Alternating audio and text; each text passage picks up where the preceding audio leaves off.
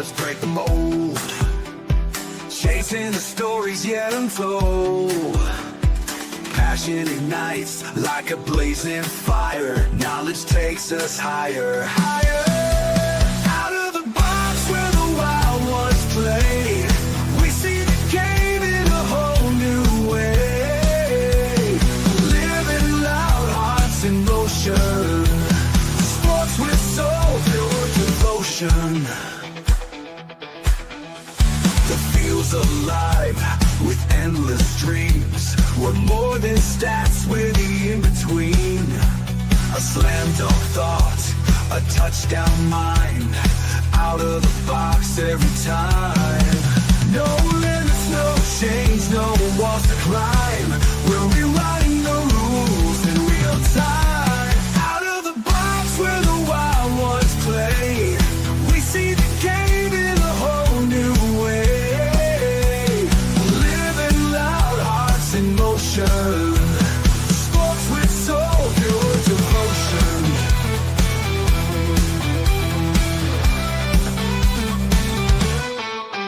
No limits, no chains, no walls to climb. We're rewriting the rules in real time. Out of the box where the wild ones play, we see the game in a whole new way. Living loud, hearts in motion. Sports with soul, pure devotion. Every shot's a story, every cheer's a spark. Under the lights we make our mark. Beyond the scoreboard, beyond the lines. Out of the box, redefining the grind. The grind. Out of the box where the wild ones play, we see the game in a whole new way.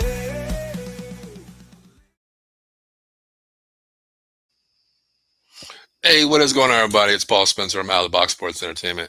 Well, it's Thursday night. It's another episode of Thursday Night Football Preview. Tonight, we got one hell of a game. I'm talking like this is elite status Thursday Night Football. This is elite tonight, Thursday Night Football. Buffalo Bills and Miami Dolphins. What an elite game.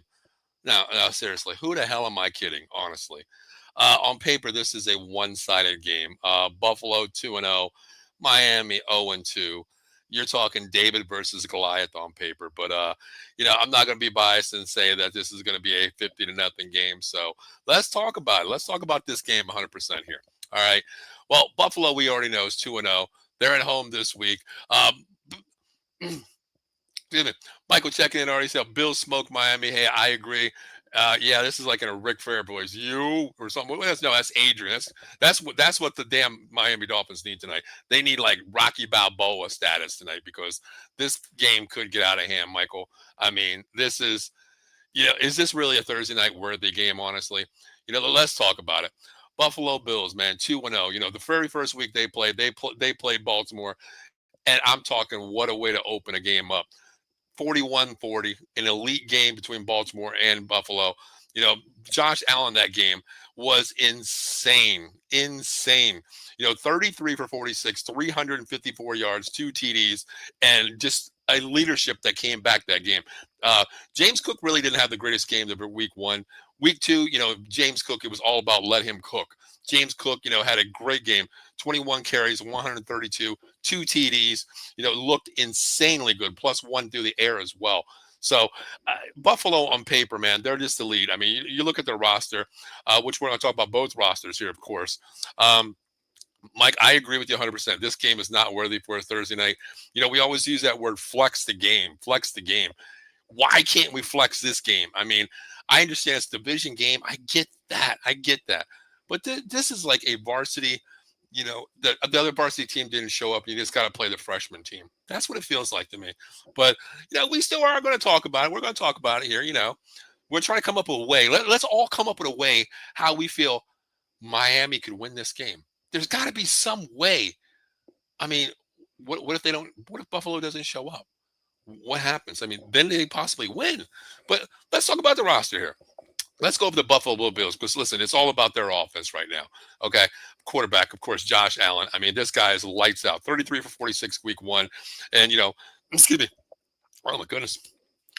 Next week, 14 out of 25. Didn't really have to do much. Only threw a buck 48. Didn't have to do much. Still got the 130-10 over the Jets. But this guy just shows you if he needs to put the team on the back, he's definitely going to do that no matter what. This guy is elite. There's a reason why, to me, yes, I know Barkley had a hell of a year last year, but Josh Allen, man, this guy can just put a team on your back, whether it's with his legs, his arms, his veteran presence. He's just that guy where he lowers his helmet and gets down there. Coming from Wyoming, we knew he had the arm, but was the leadership there? Was the skill level there? Coming from a big, not a Big 12, a WAC conference, basically. In college football years ago. But let's talk about Josh Allen, elite status, of course. Then we go to the running back. Well, back up Mitch Trubisky. Okay, I don't ever think he's going to get in the game unless maybe tonight this could be a blowout where we have a Mitch Trubisky signing in the fourth quarter there, possibly in the third. But then you got James Cook, like I said, last week he had 3 TDs, 1 through the air and 2 on the ground, 132 yards. It was just let him cook day against the Jets. The Jets are good on defense, but they just showed ways that if Josh Allen does have to beat you, it's going to be the running game. They are stacked. James Cook, and then you can bring in Ray Davis. Ray Davis is the banger. He's the big boy. He can come out there. Ty Johnson is more of a speed back as well. If you want to go forward deep, you can put Frank Gore Jr. in there. He looks just like his dad.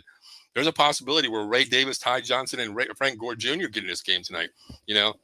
I like to see that because I love Frank Gore Jr. coming from Miami, even though I'm not a Miami fan. I like how he runs the ball. I think he's a solid back. He runs just like his dad, but then your wide receivers, man. You got Keon Coleman. He's been playing great as well. Keon Coleman last week had a nice game as well. He had almost 100 yards week 1. Then last week he only caught 3 balls for like 13 yards. Didn't have to use him in that game there as well. Then you got his backup would be Elijah Moore. Elijah Moore is a high flyer. Been around the league for a while as well. They picked him up. I think he's a great utility, second back for Keon Coleman. Of course, their pickup that they gave the contract to Khalil Shakir, he's the number 1 target. And with me saying that number 1 target, I don't think they do have a number 1 target because the fact Josh Allen throws this ball everywhere. He's a product of reading progression. If you get the ball downfield to whoever's open, that's the philosophy of the Buffalo Bills. You go back before, going a little off topic here, you look at Stephon Diggs. Okay, everybody said, oh, when you get rid of him, when he leaves, this team is going to fold. They're not going to be as good. The team got better. They got Shaquille. They went out and got, Keon Coleman in the draft. And then now they brought in a veteran guy like Joshua Palmer, who hasn't really showed anything right now. They don't really have to. He's that third back of that slot guy as well, even though they're putting Keon Coleman anywhere. He's more of the slot guy. But to me, it's just a better team. There is no, I don't want to where's cancer, but I'm going to say it. There is no cancer on this offense side of the ball. Week 1, James didn't have the greatest game. Week 2, James Cook has let him cook. The wide receiver. It's all about this team, and it starts with Josh Allen. Even there it goes. Elijah Moore, Khalil Shakir, Joshua Palmer, and Curtis Samuel is out. He's a veteran as well. He is out. At tight end, you got 2 great tight ends, Dalton Kincaid, Dawson Knox, even going down to Jackson Halls. This team is loaded there. I think this offense probably could produce, 30 points on any given night. That's even going against a great defense. Look what Baltimore had week 1, putting up 41 on them. Then you got your fullback, which they rarely use because James Cook is an isolation back on his own, runs a lot of ISOs out there. Same thing with Ray Davis. You look at Reggie Gilman at fullback there, if they ever use him. Deion Dawkins, man. If you guys got a chance to watch Hard Knocks this year, Deion Dawkins, man, it's just showing what he is out there. He says that there is no A player on this offensive line. It's 5 guys working as one. It shows from this leadership. I love how this offense works together. They're a camaraderie. They're just one player is one person, and one person is a team. Philosophy of them. I love this team. Deion Dawkins, David Edwards at left guard, Connor McGovern. Coming from Dallas, I really like this kid. Playing center there. Wish Dallas would have kept him. Money wise, contract let it go. But Connor McGovern is a solid back center there. He's a good guy. He's a leader guy. He reminds me of like a Jeff Saturday type player. Not the biggest guy out there, but he controls the offensive line. He calls the audibles. He calls the coverage. And the way he's playing right now with that running game, finally picking up with James Cook last week, it's showing me something that this was a great pickup. Osiris Terrence, Right guard, Spencer Brown. Love the first name, my last name, of course. But I like him too as well. Spencer Brown has not given up really anything as well. They do have one inactive tonight, two active. Curtis Samuel, of course, and Chase Lunt at right tackle. And Tyron Grable is on IR. So they're a little thin at right tackle there, but I don't think they're really going to, go down the depth chart on this unless it's a blowout. Then we can possibly see some other players there as well. But, speaking of their offense, then you go to the Dolphins defense. Now, the Dolphins defense, I mean, listen, they've given up 33 points week one and a loss to Indy. Then you give up 33 points and a loss to New England. 2 games, 66 points, average 33 points in both weeks. Miami, can we talk about their defense now? Chop Robinson is starting at lead defensive end. Coming from Penn State. I honestly thought that Judon would be getting more time than him as well. Judon is a veteran, Patriots, been around the league a couple years now, transferring back and back different teams here. I thought Judon would give you more of a veteran presence when the defense gives up a lot of run average and a lot of pass coverage as well. Chop is a more of a Michael Parsons type player that likes to speed rush the quarterback there. A lot of moves, swims, bull rushes, stunts. He's very good at that. Judon is more of the coverage sack guy. He can cover, he can get out in space. He's more of that kind of commitment guy to the outside. So either way, they're fine. They're Chop Robinson, Matthew Judon. Then your left tackle is Zach Sealer. Then we got Benito Jones and Bradley Chubb on the outside there. They do run a 4-3. The problem is this defense has not really produced anything off the edge there. They're not getting any pressure on any quarterback. Danny Jones just stood in the pocket and just ate you alive in week one. When you have Danny Jones, he's the type of quarterback that you want to blitz. Get in his face, make him beat you. You didn't even do that week 2. It was against New England. Drake May, same thing. Third year player here. You want to get in little rookies like that face. Didn't happen. No rushing at all. No lanes were compensated. It's just the front four is not doing their job there. Then you go to the wide linebacker. That's going to be Jordan Brooks. Then we have Tydell Dotson, Jalen Phillips. That's the 3 linebackers there. Same thing. You're giving up 33 points both times on both games there. The front 7 is just not producing any type of way that the Dolphins need to help this offense out. It's just something they need more commitment in the front 7 there. It's to me, I think it's going to be the same scenario tonight. I don't think they're going to get pressure. Advantage Bills offensive line as well. Then go into your corners here. Now they do have their right corner. Storm Duck is going to be out tonight, so that means Rasul Douglas is going to be stepping in. He is no slouch, but he's not an elite corner to suffice against the Shakur, Coleman, Palmer. It's just not going to happen. Advantage Buffalo Bills there as well. We're going to have to say this a lot tonight. Buffalo Bills advantage on really pretty much every position, out there. Jack Jones is going to be starting at left corner tonight. Once again, advantage Bills. Keon Coleman, Shakur, Josh Palmer. It's on paper. It just has a Bills advantage all the way around this game tonight for me. Your safeties, one starting safety, Malifalu is going to be out tonight. That means Ashton Davis is going to be starting tonight. Now, Ashton Davis has 1 tackle in 2 games. Okay, 1 tackle in 2 games. That's really something when you're going to be playing safety against 3 wide receivers that can get downfield and stretch the field as well. Then a tight end as well, because that nickel is going to be covered if they go 3 wide, and that's going to be Jason Marshall Jr. Artie Burns is out, Jason Matry is out, and Kader Kohu is going to be out as well. He's on IR. All 3 are on IR. So you're already thin at nickelback position there. Ethan Bonner probably could step in playing the nickel, but then you're going down to your 3rd and 4th commitment cornerback as well, playing a nickel slot. And usually that's either going to be a Shakir who loves to play in a slot. You can use Coleman in a slot. Palmer doesn't really go to the slot because he's the bigger outside guy. He stretches it. He's the older veteran, so he'll stay outside. But then, you think about it. Micah Fitzpatrick, he's going to have to play a hell of a game tonight. To me, he's lost a little step out there. He's not, Micah from Pittsburgh. He's not that type guy anymore. You lose Ramsey. Ramsey goes to Pittsburgh and trade there. I feel that the reason why they let Ramsey go, what's the price there? They couldn't afford him 100%. So you had to let him go. It made sense, for someone that doesn't, I want to say elite status anymore. So you had to let him go. So that's why you got rid of Jalen Ramsey. But Micah Fitzpatrick has to play one hell of a game because he has to stay committed. But the problem is when you have someone like Ashton Davis, who has made 1 tackle in 2 games so far, he didn't get the start, of course, but he played, I want to say over 3/4 of football in 2 weeks and has one tackle playing safety, and you're giving up 33 points on both edges. So you missed a lot of tackles or your coverage is that bad.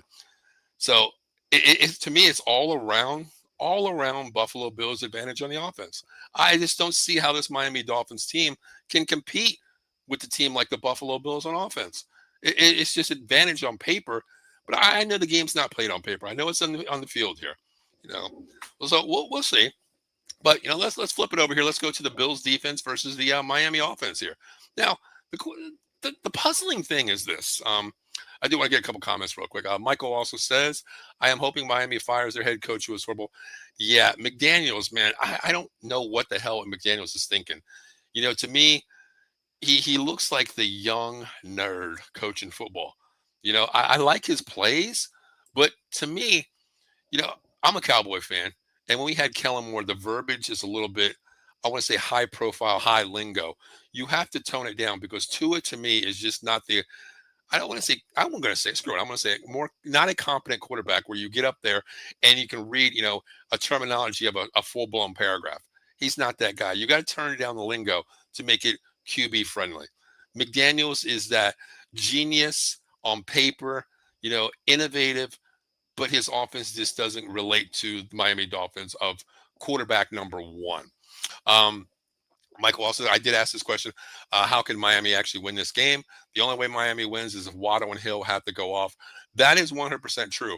But since we're talking about the offense here, Tyreek had this first week he played against Indy that he was 4 for 6 for 14 yards. That's it, 14 yards, a long of 21.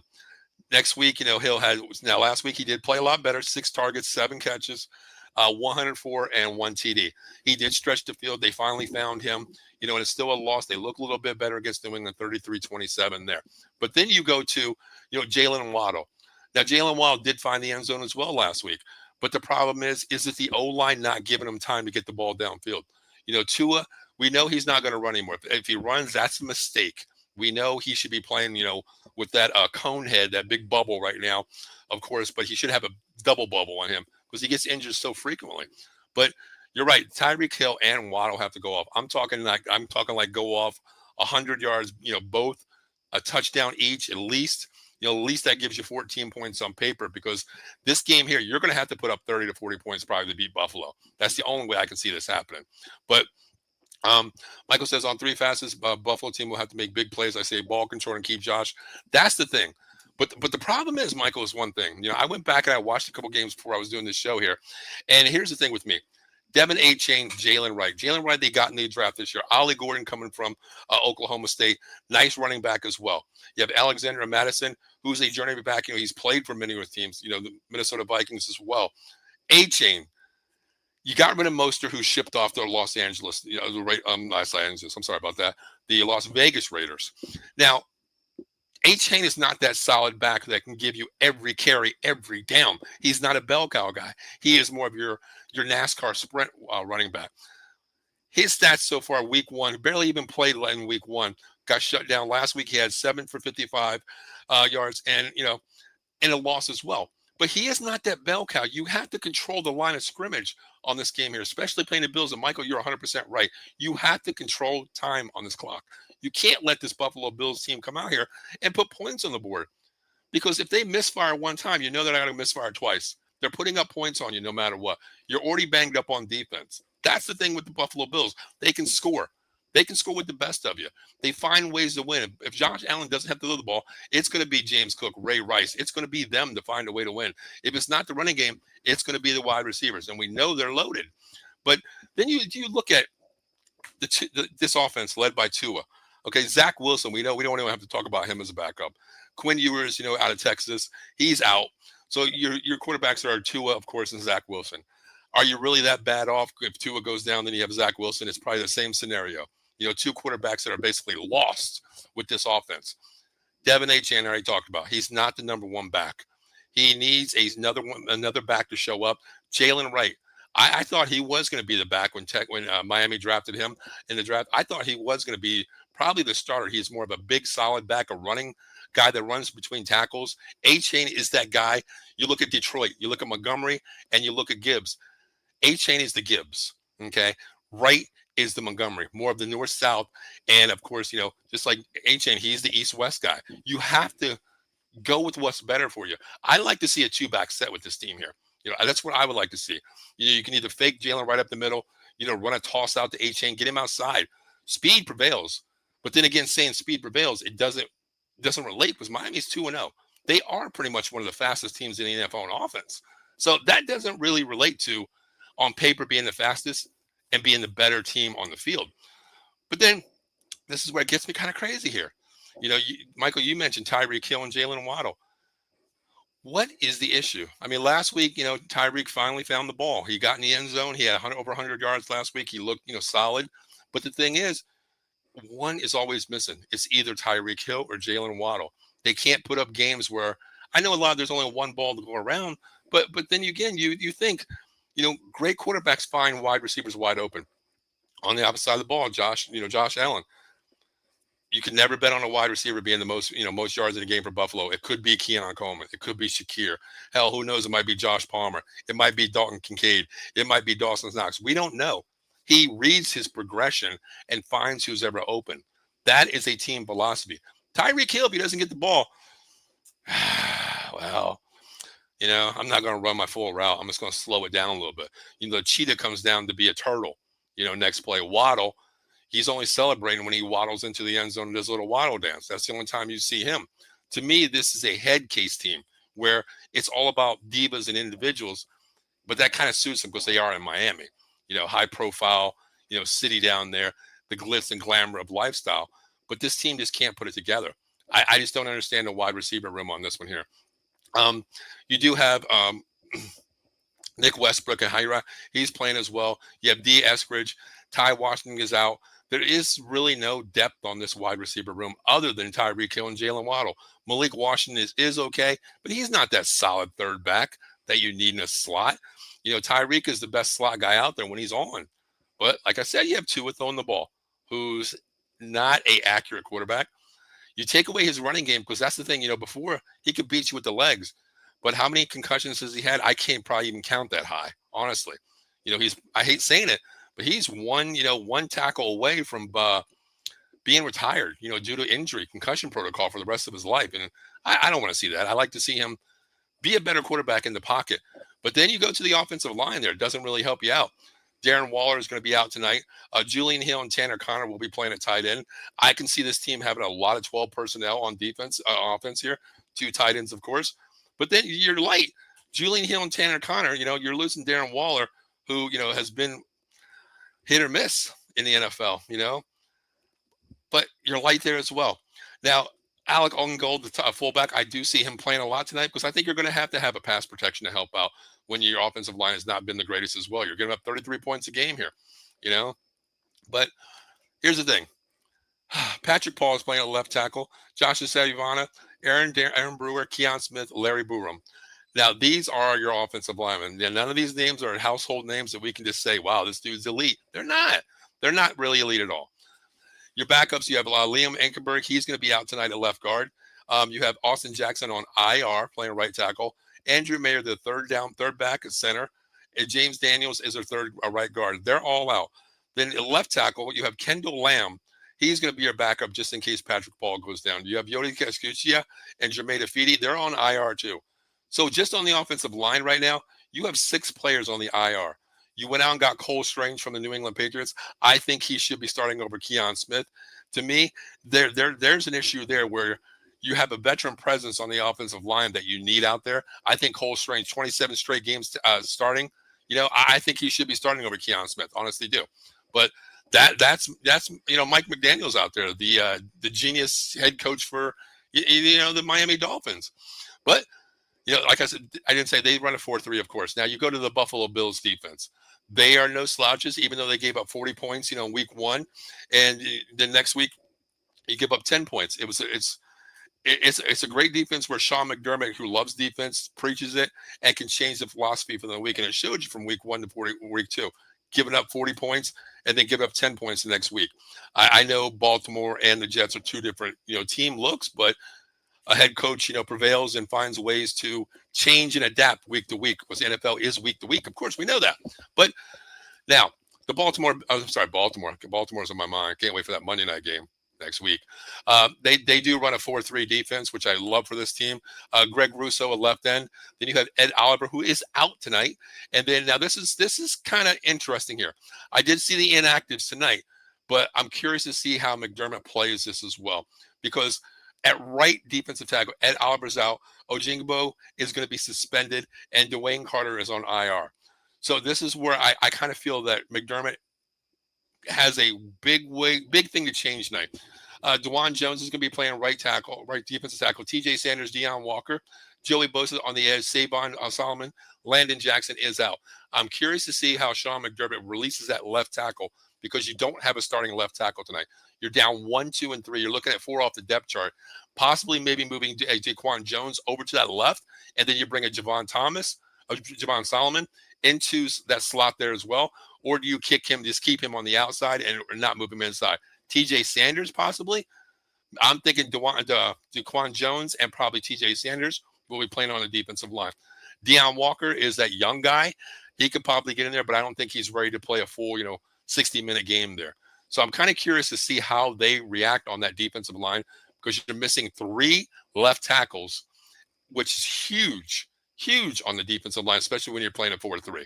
If you're playing a 3-4, that's even a bigger difference. But you play a 4-3, it's one position out of 25% of your line that's gone, and you're down to a out of position player. Then linebackers, Matt Milano is ruled out tonight. So you got Shaq Johnson stepping in. Shaq Johnson can play ball. I'm not worried about that. Terrell Bernard, I love how this kid plays. Joe Anderson. Now, if you don't know about Buffalo Joe, watch Hard Knocks. This kid is, to me, what Buffalo is. Hometown kid, made the team. Everybody loved him. Started out on special teams. He's not creased the starting lineup tonight, but they might move him, because he's that lunch pail guy to find the ball. You tell certain kids they're not, the greatest athletes in the world. They have one job: find ball, get ball. Find ball, get ball. That is what Joe Anderson is. I love how he plays. He's that situational guy that has a job, and he'll find a way to complete his job. He puts in that, he goes in there, clicks the time clock. When he's done, he clocks out. That's all he has. That's all he does. That's all. Also, if you think about it, then you have Terrell Bernard, okay, like starting there tonight.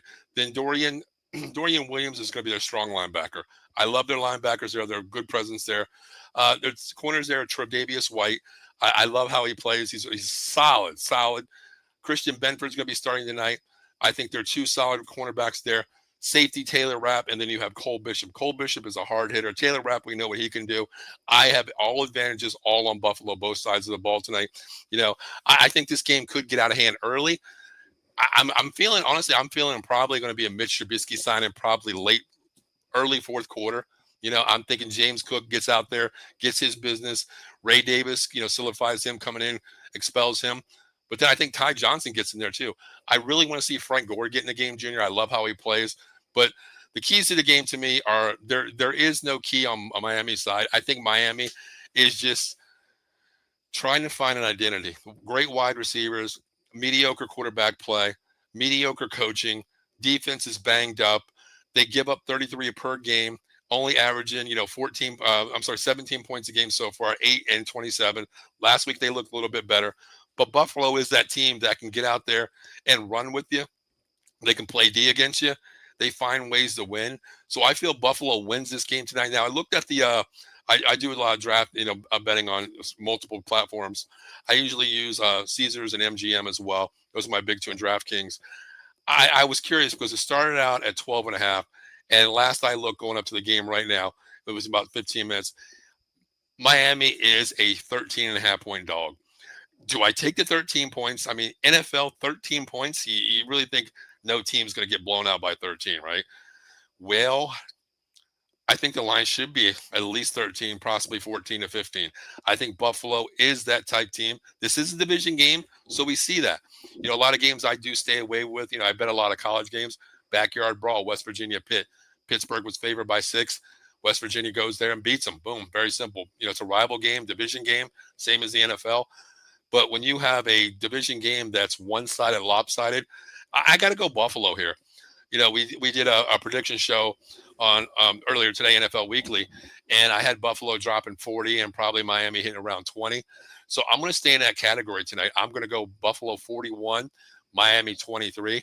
I think if Buffalo gets out fast, there's going to be a lot of reserve players coming in. Second string, third string for the Buffalo Bills. Miami. One thing I hope McDaniels does. I really want to see a game out of this. I hope he comes out and has Tua spread the ball. I want to see a good game. Just like Michael said, you're going to see Tyreek Hill and Waddle perform. My thing is, I want to see him establish Jalen Wright at running back with Devontae A-Chain getting outside east and west and having Jalen Wright run up the middle. But then, when you have that extra guy stacking the box, that's what opens it up for the Miami Dolphins. Tyreek downfield, he could stretch the field. You use Waddle in the middle, and then you can use like a Julian Hill at tight end. But with the Buffalo defense, the way it is, you're going to have to probably run 12 personnel and have the tight end chip, and maybe he can be a safety net outside for Tua. But Tua is that guy that really reads one route and gets it out quick, and that's all he looks at. He doesn't trust his offensive line there. So I don't see any key to Miami winning this unless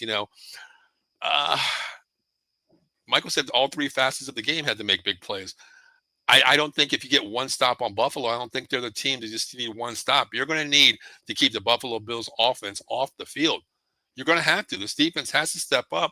And on offense, you got to move the sticks. My philosophy has always been, you get 4 downs in the NFL and any kind of sports, football out there. Hey, all you need is 4 yards per carry, right? Take what the defense gives you. 4 times 3 equals move the sticks. It keeps Josh Allen off the field. That's what they need to do. They can't go 3 and out, turn the ball over. A field possession game. If you go out 3 and out, you see if you get the ball down to the 35-yard line, you only get 8 yards. You're at the 43. You kick down to the 35. You got to keep Buffalo off the field tonight. I don't think it's going to happen. So I'm going to go 41-23, Buffalo Bills tonight. So that is my take on the game tonight, guys. I just want to let you know we do have some other coming shows tomorrow night. Tomorrow night, myself and Eddie will be on tomorrow night. College Football Frenzy. We're going to talk about some college football games this weekend. Great show there as well. I love college football. Eddie's like a professor of college football. We love doing it. Also, Saturday, my team, Golden Dome, Notre Dame Fighting Irish, every Saturday, 11 a.m. and 30 minutes after the post game, we'll have the show there. Notre Dame cannot go 0-3. Lost a heartbreaker to Miami. Lost a heartbreaker to Texas A&M on basically the last play of the game there. But it is what it is, 0-2. 0-2. I feel like the Miami Dolphins is what I feel with Notre Dame right now. No identity. Great. We have great running backs.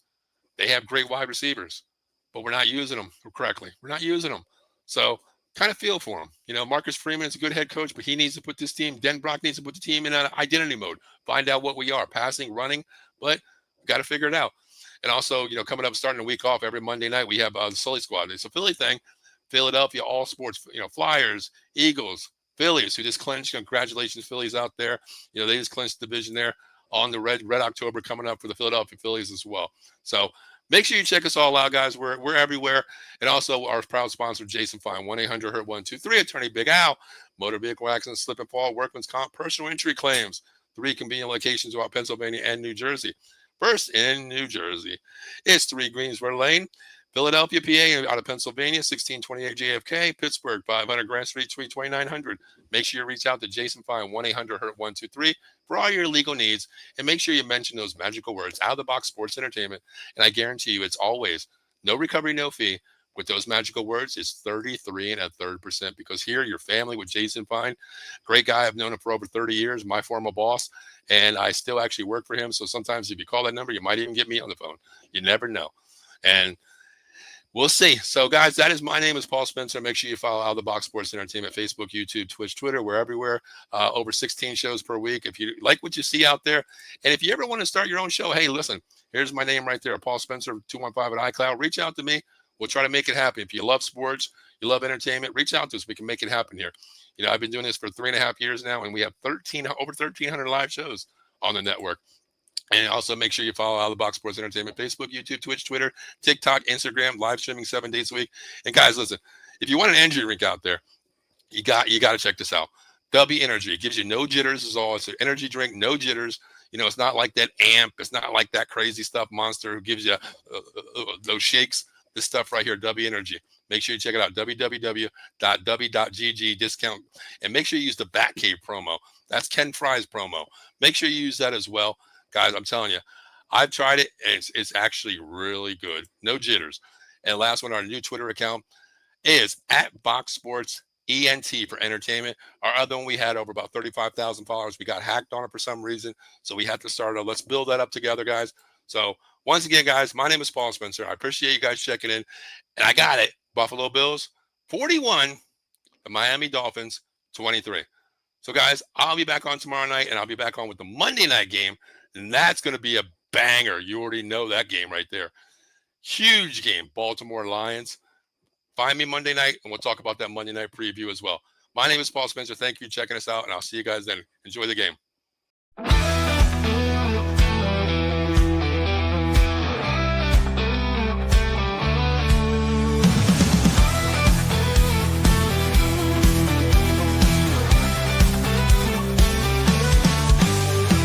Game on game strong, let's break the mold.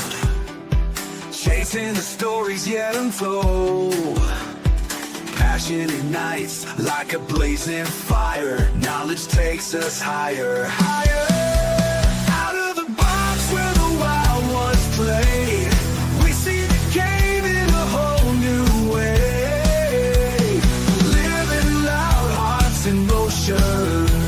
Sports with soul, pure devotion. Feels alive with endless dreams. We're more than stats, we're the in-between.